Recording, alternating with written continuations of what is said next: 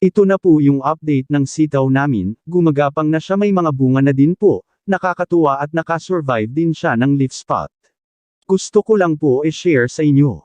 Ang string beans o sitaw ay isa sa pinakamatandang nilinang gulay sa mundo at isa sa pinakasikat na gulay sa Pilipinas.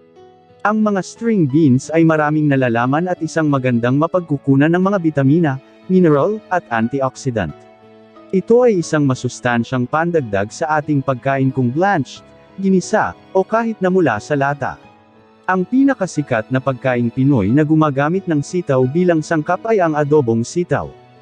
Binabawasan ang mga sakit sa puso. Maaaring makatulong ang string bean na mabawasan ang panganib ng mga sakit sa puso dahil sa mataas na antas ng flavonoids nito. Ang mga test subject na may mataas na antas ng flavonoid ay nakaranas ng mga anti-thrombotic na resulta at pinipigilan ang mga pamumuo ng dugo sa mga arterya at ugat.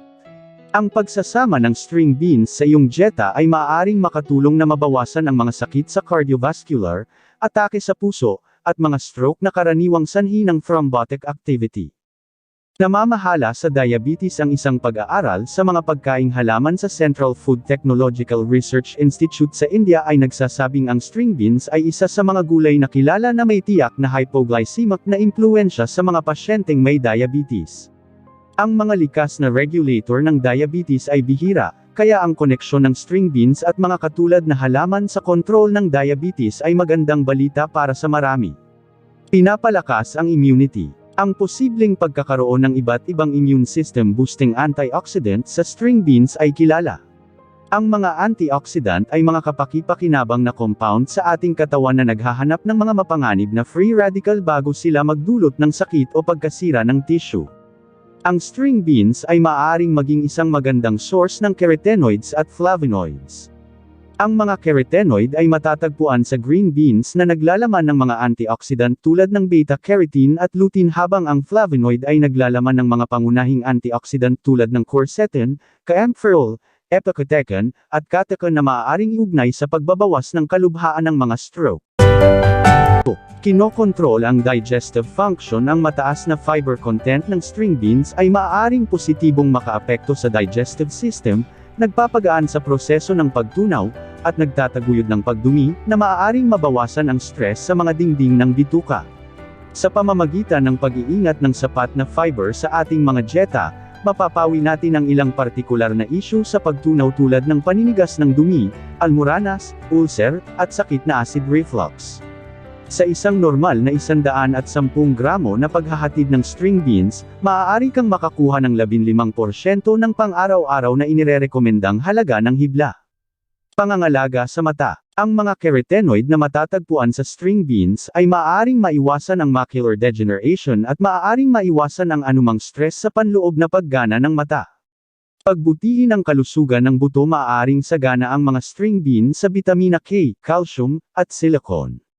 Ang mga bitamina at mineral na ito ay maaaring maging mahalaga sa pagpigil sa pagkasira ng buto at osteoporosis. Simulan isama ang sobrang gulay na ito sa iyong pang-araw-araw na dieta at tamasahin ang mga benepisyo nito. Manatiling malusog at ligtas. Fertility at pagbubuntis. Ayon sa isang pag-aaral sa Harvard Medical School, ang pagkonsumo ng mga masusustansyang pagkain tulad ng string beans ay maaaring magpapataas ng fertility dahil ang mga pagkain ito ay isang powerhouse ng iba't ibang nutrients. Ang mga string bean ay maaaring maging isang mahusay na mapagkukunan ng folic acid, na maaaring gumaganap ng isang mahalagang papel sa ilang mga panloob na proseso, ngunit walang mas mahalaga kaysa sa pagprotekta sa mga sanggol sa sinapupunan. Ang mga antas ng folic acid sa katawan ng isang babae ay mahalaga sa normal at malusog na pag-unlad ng fetus. Ang mga string bean ay maaaring magbigay ng madali at masarap na paraan upang mapanatiling mataas ang antas ng folic acid at matiyak ang isang malusog at masayang sanggol. Ilan sa mga sikat na Filipino dish na gumagamit ng sitaw bilang sangkap ay, adobong sitaw chicken, ginisang sitaw with bagoong, adobong sitaw with shrimp, adobong sitaw with pork, adobong sitaw at kangkong, adobong sitaw with chicharon, sitaw with oyster sauce. Bicol Express na may sitaw. I dare you to O yan mga ka-agree, kung ikaw ay wala pang tanim na ganito, ano pa po ang inaantay natin? Magtanim na po tayo at napakarami pala nitong mga benepisyo sa ating katawan, at kung hindi ka mahilig kumain ito, ano pa po ang inaantay nyo? Kumain na po kayo. Mega love shoutout sa mga members ko, Ma'am Aku Sinica, Ma'am Yolanda Loyola, baka po pwede naman po pa-connect sa kanila, pa-support naman po mga ka-agree, at mega love shoutout din kila Sir Wilfredo Maronilla at Ma'am Janet de la Cruz, maraming salamat po sa inyo.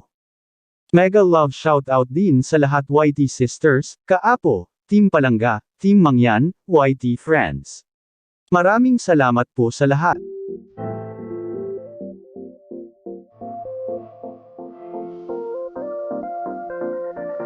Ah.